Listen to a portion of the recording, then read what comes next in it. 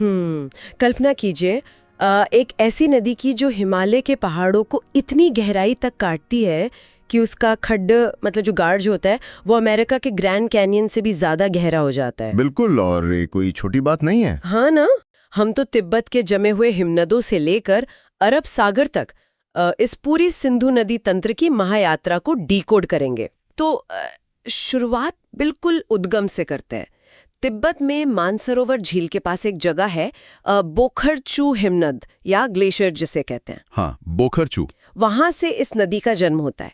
लेकिन मुझे स्रोतों में जो सबसे दिलचस्प बात लगी ना वो इसका तिब्बती नाम है सिंगी खम्बान। हाँ, सिंगी खम्बान, जिसका अर्थ होता है शेर का मुख, और संस्कृत में हम इसे सिंधु कहते हैं। मतलब ये नाम अपने आप में बहुत कुछ कह देता है। सही बात है। ये कोई शांत झरने जैसी छवि नहीं बनाता है। ये नाम सुनकर ऐसा लगता है जैसे कोई विशालकाय शेर पहाड़ों के बीच से दहाड़ता हुआ, चट्टानों को तोड़ता हुआ बाहर आ रहा हो। और ये नाम इसके शुरुआती बहाव के चरित्र को बहुत अच्छी तरह से दर्शाता भी है। वो कैसे? जब ये नदी तिब्बत से निकलकर उत्तर पश्चिम दिशा की ओर बहती है ना, और लद्दाख के दमचोक से भारत में प्रवेश करती है, तो इसका रास्ता बहुत ही उग्र होता है। अच्छा। ये लद्दाख और जास्कर पर्वत श्रेणियों के बीच एक बेहद संकरे रास्ते से होकर गुजरती है। लेकिन असली खेल इसके बाद शुरू होता है। मतलब जब ये खड्ड बनाती है। हाँ। जम्मू कश्मीर में गिलगित के पास ये नदी एक ऐसा महाखड्ड बनाती है जिसे सिंधु गार्ज कहते हैं। ये दुनिया के सबसे गहरे खड्डों में से एक है। दोनों तरफ हजारों फीट ऊंची लगभग सीधी खड़ी चट्टानें होती हैं, और उनके बीच से बेहद तेज गति से बहता हुआ पानी। बारे में पढ़ा तो था, लेकिन इसे थोड़ी आसान भाषा में समझते हैं। मतलब पानी में पत्थर को काटने की ताकत कैसे आ जाती है? पानी तो नरम होता है ना? पानी जब अकेला होता है तो वो नरम ही होता है, लेकिन जब कोई नदी पहाड़ों से तेज ढलान पर नीचे आती है तो वो अपने साथ भारी मात्रा में पत्थर, कंकड़ और रेत बहा कर लाती है। अच्छा, तो वो सब मिलकर काटते हैं। एग्जैक्टली। ये सारा मलबा उस तेज बहाव वाले पानी के साथ मिलकर एक लिक्विड सैंडपेपर या जिसे रेगमाल कहते हैं उसका काम करता है। नदी रातों रात गाज नहीं बनाती। हाँ, इसमें तो सदियां लगती होंगी। लाखों सालों तक हर दिन हर मिनट ये नदी उसी जगह से बहती रही है और अपने साथ लाए पत्थरों से नीचे की जमीन को घिसती रही है। इसे वर्टिकल इरोजन कहते हैं, यानी लंबवत कटाव। ओहो, गिलगित का ये गार्ज इस बात का जीता जागता सबूत है कि प्रकृति के पास कितना धैर्य और असीमित शक्ति है। खैर, इस खड्ड को पार करने के बाद नदी चिल्लास के पास से पाकिस्तान में प्रवेश करती है और फिर धीरे धीरे कराची के पास अरब सागर में मिल जाती है। मुख्य नदी का ये सफर तो मतलब अपने आप में एक महाकाव्य है। बिल्कुल। लेकिन सिंधु को एक नदी से एक तंत्र यानी सिस्टम में बदलने का काम करती हैं इसकी सहायक नदियां। हाँ, खासकर वो 5 नदियां जिन्हें हम पंचनद कहते हैं। बिल्कुल, ये पांचों नदियां अलग अलग इलाकों से निकलती हैं और अंत में पाकिस्तान के मिठानकोट नाम की जगह पर जाकर मुख्य सिंधु नदी में विलीन हो जाती हैं। सही कहा। तो अगर हम स्रोतों के अनुसार उत्तर से दक्षिण की ओर चलें तो सबसे पहले झेलम नदी आती है। इसका उद्गम पीर पंजाल के वेरीनाग झरने से होता है और ये वुलर झील और श्रीनगर से होते हुए आगे बढ़ती है। झेलम के साथ जो सबसे अहम भौगोलिक तथ्य जुड़ा है ना, वो इसका एक प्राकृतिक सीमा के रूप में काम करना है। प्राकृतिक सीमा मतलब एक नेचुरल बॉर्डर। हाँ? भारत और पाकिस्तान के बीच कुछ दूरी तक ये नदी एक नेचुरल बॉर्डर बनाती है। अब देखिए, जब इंसान नक्शे पर लकीरें खींचता है तो वो सीधी होते हैं। हाँ। रूलर से खींच देते हैं। बिल्कुल। लेकिन नदी अपनी मर्जी से बहती है, वो अपना रास्ता बदलती रहती है। इसलिए जब कोई नदी दो देशों के बीच सीमा बनती है तो वो अक्सर विवाद का कारण भी बनती है, क्योंकि उसका बहाव कभी स्थायी नहीं होता। ये तो बहुत तार्किक बात है। झेलम के बाद फिर चेनाब आती है ना, जिसे स्रोतों में संस्कृत में अस्किनी कहा गया है। हाँ, अस्किनी। ये सिंधु की सबसे बड़ी सहायक नदी है और ये हिमाचल प्रदेश के बारालाचाला दर्रे से निकलती है। मैंने पढ़ा था कि ये असल में 2 नदियों के मिलने से बनती हैं, चंद्रा और भागा। सही पढ़ा आपने। इसीलिए शुरुआत में इसे चंद्रभागा कहते हैं और आगे चलकर ये चेनाब बन जाती है। इसके ठीक नीचे रावी नदी है, जिसका पुराना नाम परुष्णी है। एग्जैक्टली। जो रोहतांग दर्रे से निकलकर चंबा घाटी से गुजरती है। लेकिन इन सब में मुझे ना सबसे अलग और अनोखी नदी व्यास लगी, जिसे विपाशा भी कहते हैं। वो क्यों? क्योंकि ये भी रोहतांग दर्रे के पास व्यास कुंड से निकलती है। लेकिन पूरे तंत्र में सिर्फ यही एक नदी है जो पूरी तरह से भारत की सीमाओं के भीतर बहती है। हाँ, ये एक बहुत महत्वपूर्ण बिंदु है। ये पंजाब के हरिके में सतलुज से मिल जाती है और कभी पाकिस्तान के भूगोल का हिस्सा बनती ही नहीं। बिल्कुल। इस पूरे तंत्र में नदियों का ऐसा जाल है जो भू राजनीति को बेहद उलझा देता है। और जब हम सतलुज नदी तक पहुंचते हैं ना, तो भूगोल का एक बहुत ही जटिल सिद्धांत सामने आता है। अच्छा। हाँ, तिब्बत के राकसताल से निकलने वाली और शिपकीला दर्रे से भारत में प्रवेश करने वाली ये सतलुज नदी एक पूर्ववर्ती नदी है। इसे अंग्रेजी में एंटीसीडेंट रिवर कहा जाता है। हाँ, ये पूर्ववर्ती नदी वाला कॉन्सेप्ट जब मैं स्रोतों में पढ़ रही थी तो सच बताऊं तो मेरा थोड़ा दिमाग घूम गया था। इसे समझना थोड़ा ट्रिकी है। तो क्या हम इसे ऐसे समझ सकते हैं, मान लीजिए खाली मैदान में कोई आदमी कुर्सी लगाकर बैठ गया। ठीक है। उसके बाद वहां एक बड़ा सा थिएटर बनना शुरू हुआ। दीवारें खड़ी हुई, छत बनी, बैल्कनी बनी, लेकिन उस आदमी ने अपनी जगह नहीं छोड़ी। अच्छा। मतलब पूरा थिएटर उसके इर्द गिर्द बन गया, लेकिन वो अपनी वीआईपी सीट पर ही बैठा रहा। तो क्या पूर्ववर्ती नदी का मतलब यही है कि वो नदी हिमालय के पहाड़ों के बनने से पहले से वहां बह रही थी? ये उदाहरण, ये बहुत शानदार एनालॉजी है। ये इस प्रक्रिया को विजुअलाइज करने में काफी मदद करता है। आमतौर पर होता यह है कि पहले जमीन का कोई हिस्सा ऊपर उठता है और फिर नदी उस ढलान के हिसाब से अपना रास्ता तय करती है। हाँ, पानी तो ढलान ही ढूंढेगा ना। बिल्कुल, लेकिन सतलुज जैसी पूर्ववर्ती नदियों का मामला एकदम उल्टा है। लाखों साल पहले जब इंडियन प्लेट और यूरेशियन प्लेट के टकराने से हिमालय पर्वत श्रृंखला धीरे धीरे ऊपर उठनी शुरू हुई, तब सतलुज नदी पहले से वहां मौजूद थी। वाओ, मतलब नदी पहले से थी। हाँ, और जैसे जैसे पहाड़ ऊपर उठता गया, नदी का बहाव रुकने के बजाय उस उठते हुए पहाड़ को काटता चला गया। पहाड़ के उठने की स्पीड और नदी के उसे काटने की स्पीड लगभग बराबर रही। ओहो। इसीलिए आज सतलुज नदी हमें इतने ऊंचे पहाड़ों के बीच गहरे खड्डों में बहती हुई मिलती है। उसने अपना रास्ता नहीं बदला, बल्कि पहाड़ को ही चीर दिया। ये दिखाता है कि भूगोल में जो चीज सबसे पुरानी है वही सबसे ज्यादा ताकतवर है। बिल्कुल सही कहा। खैर, अब तक हमने जिन 5 नदियों झेलम, चिनाब, रावी, व्यास और सतलुज की बात की, वे सिंधु से बाईं तरफ यानी लेफ्ट बैंक से मिलती हैं। हाँ, ये दक्षिण से आती हैं। और ये नदियां अपने साथ हरियाली और जीवन लेकर आती हैं। लेकिन स्रोतों में सिंधु के दाएं तट यानी राइट बैंक से मिलने वाली नदियों का जो जिक्र है वो इसके बिल्कुल विपरीत है। हाँ, उनका मिजाज एकदम अलग है। उत्तर के ठंडे, कठोर और बर्फीले भूभाग मतलब लद्दाख और काराकोरम से जो नदियां आती हैं, उनका चरित्र बिल्कुल ही अलग है। इनमें गिलगिट, हुंजा और काबुल जैसी नदियां शामिल हैं। वहां का भूगोल दक्षिण के मैदानी इलाकों से एकदम अलग है ना। वो इलाका ना केवल बहुत दुर्गम है, बल्कि वहां का मौसम और ग्लेशियरों का पिघलना नदियों के स्वभाव को बेहद हिंसक बना देता है। हिंसक? हाँ, इसका सबसे सटीक उदाहरण है श्योक नदी। इस नदी को स्थानीय भाषा में और ऐतिहासिक दस्तावेजों में मृत्यु की नदी यानी रिवर ऑफ डेथ कहा गया है। मृत्यु की नदी। जब हम दक्षिण में नदियों को जीवनदायिनी मानकर उनकी पूजा करते हैं, तो उत्तर में एक नदी को मौत का नाम देना काफी अजीब लगता है और सहरन भी होती है। ऐसा क्या होता है श्योक नदी में जो इसे इतना खतरनाक बनाता है? देखिए, इसकी एक सहायक नदी है नुब्रा, जो विश्व प्रसिद्ध सियाचिन ग्लेशियर से निकलती है। इस पूरे काराकोरम क्षेत्र में होता यह है कि कई बार सर्दियों में बर्फ के विशाल टुकड़े या छोटे ग्लेशियर खिसक कर नदी के संकरे रास्ते को पूरी तरह ब्लॉक कर देते हैं। अच्छा, तो पानी रुक जाता है। हाँ, इससे नदी के पीछे एक बहुत बड़ी अस्थायी झील बन जाती है। पानी इकट्ठा होता रहता है और फिर गर्मियों में या पानी के भारी दबाव के कारण वो बर्फ का प्राकृतिक बांध अचानक से टूट जाता है। बाप रे। और इसके टूटते ही लाखों गैलन बर्फीला पानी, बड़े बड़े पत्थर और मलबा एक साथ नीचे की तरफ भागता है।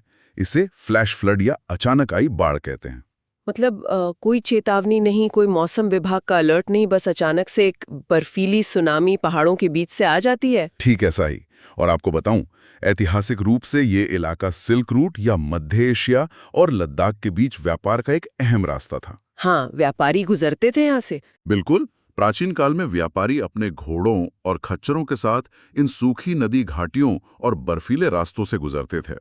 अचानक आने वाली इस विनाशकारी बाढ़ ने अनगिनत व्यापारियों और उनके पूरे के पूरे कारवां को पलक झपकते ही खत्म कर दिया। ओह, ये तो बहुत भयानक है। जमा देने वाले पानी और मलबे से बचने का कोई मौका ही नहीं मिलता था। इसीलिए जो व्यापारी बचकर लौटते थे ना, वे इसे मृत्यु की नदी कहते थे। ये याद दिलाता है कि पहाड़ों में प्रकृति के अपने ही नियम चलते हैं। ये सच में एक बहुत ही खौफनाक तस्वीर है, लेकिन चलिए इस दुर्गम और जानलेवा इलाके से थोड़ा बाहर निकलते हैं और वापस नीचे मैदानी इलाकों की तरफ चलते हैं। हाँ, वो बेहतर रहेगा। जब ये सभी नदियां पहाड़ों से उतरकर समतल जमीन पर पहुंचती हैं, तो भूगोल का एक नया कॉन्सेप्ट जन्म लेता है, दोआब। दोआब, बिल्कुल। अगर हम स्रोतों को देखें तो ये दोआब सिर्फ जमीन के टुकड़े नहीं हैं, बल्कि ये मानव सभ्यता के सबसे बड़े आर्थिक केंद्र रहे हैं। देखिए, दोआब शब्द को समझना बहुत आसान है। ये दो शब्दों से मिलकर बना है। दो यानी संख्या और आब यानी पानी, मतलब दो नदियों के बीच की जमीन। एग्जैक्टली। जब नदियां पहाड़ों से भारी मात्रा में गाद या जिसे हम सिल्ट कहते हैं, हाँ। वो उपजाऊ मिट्टी बहाकर लाती हैं और मैदानी इलाकों में फैल जाती हैं, तो वो मिट्टी इन दोआब क्षेत्रों में जमा हो जाती है। और ये खेती के लिए बहुत अच्छी होती होगी। ये मिट्टी खेती के लिए दुनिया की सबसे बेहतरीन और उपजाऊ जमीन होती है। इसीलिए प्राचीन काल से ही सभ्यताओं ने हमेशा इन्हीं दोआब क्षेत्रों में अपने ठिकाने बनाए। जिसके पास दोआब का कंट्रोल होता था, उसके पास सबसे ज्यादा अनाज और सबसे ज्यादा दौलत होती थी। और एक मजेदार बात बताऊं, इन दोआबों के जो नाम है ना, वो किसी प्राचीन पहेली या वर्ड पजल जैसे लगते हैं, लेकिन असल में वो बहुत तार्किक है। वो कैसे? सिंधु नदी तंत्र के जो मुख्य दोआब हैं, उनके नाम उनके बीच बहने वाली नदियों के नामों को मिलाकर बनाए गए हैं। हाँ, जैसे पोर्टमैंटो वर्ड्स होते हैं। बिल्कुल, जैसे सिंधु और झेलम के बीच के इलाके को सिंधु सागर दोआब कहते हैं। लेकिन इसके बाद का नामकरण बहुत दिलचस्प है। चेनाब और झेलम के बीच के दोआब को चज दोआब कहा जाता है। चज? हाँ, चेनाब का च और झेलम का ज बन गया चज। अरे वाह, ये नामकरण का एक बहुत ही व्यवहारिक तरीका था। वैसे इसे मुगल काल में राजस्व व्यवस्था को आसान बनाने के लिए व्यवस्थित किया गया था। अच्छा। हाँ, इसी तरह अगर हम आगे बढ़ें तो रावी और चेनाब के बीच का जो क्षेत्र है, वो रेचना दोआब कहलाता है। रावी से रे और चेनाब से चना। हाँ। और ब्यास और रावी नदी के बीच के हिस्से को बारी दोआब कहते हैं। ब्यास का ब और रावी का री। बहुत आसान है याद रखना, है ना? सबसे आखिर में व्यास और सतलुज के बीच का इलाका है, जिसे बिस्त दोआब कहा गया है। ब्यास का बी और सतलुज का स्त। मतलब इन नामों को रटने की जरूरत ही नहीं है, बस आपको नदियों का क्रम पता होना चाहिए। बिल्कुल। और इस पूरे इलाके को ऐतिहासिक रूप से पंजाब यानी 5 नदियों की भूमि कहा गया। ये सिर्फ एक भौगोलिक नाम नहीं है। तो और क्या है? इन 5 नदियों और उनके दोआबों ने मिलकर इस क्षेत्र को पूरे उपमहाद्वीप का ब्रेड बास्केट यानी अनाज का कटोरा बना दिया। चाहे वो भारत का पंजाब हो या पाकिस्तान का पंजाब, दोनों देशों की अर्थव्यवस्था और खाद्य सुरक्षा इन्हीं दोआबों पर टिकी है। और यहीं पर बात सबसे दिलचस्प मोड़ लेती है। वो कैसे? क्योंकि जहां जमीन इतनी उपजाऊ हो और जहां करोड़ों लोगों का जीवन सीधे तौर पर नदियों के पानी पर निर्भर हो, वहां राजनीति और कूटनीति का आना तो तय है। हाँ, इसे ही हम हाइड्रोपॉलिटिक्स या जल राजनीति कहते हैं। बिल्कुल। स्रोतों में 1960 के सिंधु जल समझौते या इंडस वाटर ट्रीटी का बहुत विस्तार से जिक्र है। ये समझौता भारत और पाकिस्तान के बीच हुआ था और ये दुनिया के सबसे सफल लेकिन सबसे ज्यादा तनावपूर्ण जल समझौतों में से एक माना जाता है। इस समझौते को समझने के लिए ना हमें भावनाओं को किनारे रखकर इसके सिर्फ तकनीकी और तथ्यात्मक पहलुओं को देखना होगा। हाँ, हम यहाँ निष्पक्ष रूप से सिर्फ स्रोतों की बात कर रहे हैं। बिल्कुल। 1960 में विश्व बैंक की मध्यस्थता में ये तय किया गया कि इस पूरे नदी तंत्र की 6 नदियों को 2 हिस्सों में बांटा जाए। अच्छा। पूर्वी नदियां यानी रावी, व्यास और सतलुज के पानी पर भारत को पूर्ण अधिकार दे दिया गया। भारत इस पानी का इस्तेमाल सिंचाई, पीने और अन्य उपयोगों के लिए बिना किसी पाबंदी के कर सकता है। लेकिन पश्चिमी नदियों के मामले में शर्तें बिल्कुल अलग है ना। हाँ, क्योंकि सिंधु, झेलम और चेनाब इन 3 पश्चिमी नदियों के पानी के इस्तेमाल का मुख्य अधिकार पाकिस्तान को दिया गया। और ऐसा इसलिए किया गया क्योंकि पाकिस्तान का पूरा कृषि ढांचा और उसकी अर्थव्यवस्था इन्हीं 3 नदियों पर निर्भर करती है। समझ गई। लेकिन समझौते में एक ऐसा तकनीकी पेंच डाला गया जिसने कूटनीति का एक नया मैदान तैयार कर दिया। वो क्या था? भारत इन पश्चिमी नदियों पर जल विद्युत परियोजनाएं यानी हाइड्रो इलेक्ट्रिक प्रोजेक्ट्स बना सकता है, लेकिन शर्त यह है कि भारत पानी का प्राकृतिक बहाव नहीं रोक सकता। इस तकनीक को run of the river project कहा जाता है। Run of the river. जब मैं स्रोतों में ये कंसेप्ट पढ़ रही थी तो इसे समझने के लिए मेरे दिमाग में एक पुरानी साइकिल का उदाहरण आया। साइकिल का? कैसे? देखिए, पुरानी साइकिलों के पहिए पर एक डायनेमो लगा होता था। जब साइकिल का पहिया घूमता था तो डायनेमो उस पहिए की गति का इस्तेमाल करके ऊर्जा बनाता था और एक छोटी सी लाइट जल जाती थी। बिल्कुल। उस डायनेमो से साइकिल का पहिया रुकता नहीं था, पानी के मतलब पहिया अपनी गति से चलता रहता था, बस उसकी गति की ऊर्जा का इस्तेमाल हो जाता था। तो क्या run of the river project भी ठीक ऐसे ही काम करते हैं कि आप पानी को रोक नहीं रहे, बस उसके बहाव के बीच टर्बाइन लगाकर बिजली निकाल रहे हैं? डायनामो का ये उदाहरण तकनीक को समझने के लिए तो बहुत ही शानदार है, लेकिन अंतर्राष्ट्रीय कूटनीति इतनी सीधी नहीं होती ना। अच्छा। डायनामो तो ठीक है, लेकिन जो देश नदी के निचले हिस्से में है यानी पाकिस्तान, हाँ। उसे हमेशा ये डर रहता है कि ऊपर बैठा देश यानी भारत कभी भी उस साइकिल के पहिए पर ब्रेक लगा सकता है। समझ रही हूँ। क्योंकि पारंपरिक बड़े बांधों में एक विशाल जलाशय या रिजर्वायर बनाया जाता है जिसमें पानी कई महीनों तक रोक कर रखा जा सकता है। लेकिन run of the river projects में कोई बड़ा जलाशय नहीं बनता। पानी नदी में आता है, टर्बाइन घुमाता है और वापस अपने रास्ते आगे बढ़ जाता है। तो पानी की मात्रा कम नहीं होती? नहीं, पानी की कुल मात्रा और इसके बहने के समय में ज्यादा बदलाव नहीं किया जा सकता। मतलब सारा विवाद इस बात पर होता है कि भारत जो डैम बना रहा है उसका डिजाइन ऐसा तो नहीं है जो जरूरत पड़ने पर पानी को रोक सके। एग्जैक्टली। जब भी भारत पश्चिमी नदियों पर कोई प्रोजेक्ट बनाता है तो कूटनीतिक स्तर पर उसका डिजाइन, टर्बाइन की ऊंचाई और पानी जमा करने की क्षमता की बारीकी से जांच होती है। तो इंजीनियरिंग और कूटनीति साथ साथ चलते हैं। बिल्कुल। इसी तकनीकी बारीक लाइन पर दोनों देशों के बीच कूटनीति चलती है। इस समझौते के तहत भारत ने पश्चिमी नदियों पर कई अहम प्रोजेक्ट्स बनाए भी हैं। जैसे झेलम नदी पर किशनगंगा और तुलबुल परियोजनाएं हैं। चिनाब नदी पर सलाल, बगलिहार और दुलस्ती जैसी विशाल जल विद्युत परियोजनाएं हैं। और ये सब उसी डायनेमो वाले मतलब run of the river concept पर आधारित है? हाँ, बिल्कुल। और जिन पूर्वी नदियों पर भारत का पूरा अधिकार है वहां स्थिति कैसी है? वहां भारत ने विशाल जलाशय वाले बड़े बांध बनाए हैं क्योंकि वहां पानी रोकने पर कोई पाबंदी नहीं है।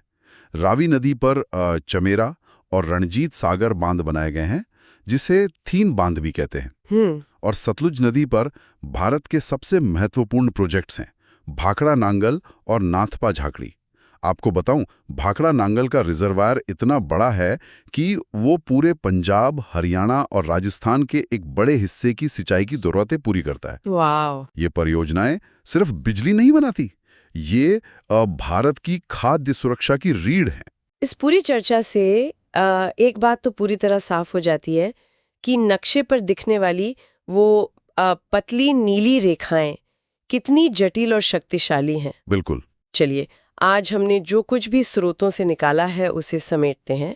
हमने तिब्बत के शांत ग्लेशियरों से शेर के मुख यानी सिंगी खम्बान के रूप में सिंधु को निकलते देखा। हाँ। हमने समझा कि कैसे ये नदी गिलगिट के पहाड़ों को एक आरी की तरह काटकर दुनिया के सबसे गहरे खड्डों में से एक बनाती है। और हमने ये भी देखा कि कैसे सतलुज जैसी पूर्ववर्ती नदियां हिमालय के उठने से भी पहले से वहां मौजूद हैं और उन्होंने अपना रास्ता नहीं बदला। हाँ, वो वीआईपी सीट वाली बात। बिल्कुल। और श्योक नदी की अचानक आने वाली बाढ़ के इतिहास ने हमें बताया कि प्रकृति किस हद तक विनाशकारी हो सकती है। फिर दुआबों के तार्किक नामकरण और उनकी उपजाऊ जमीन ने हमें ये समझाया कि मानव इतिहास हमेशा नदियों के इर्द गिर्द क्यों सिमटा रहा है। और अंत में हमने 1960 के सिंधु जल समझौते की जटिलताओं को डीकोड किया।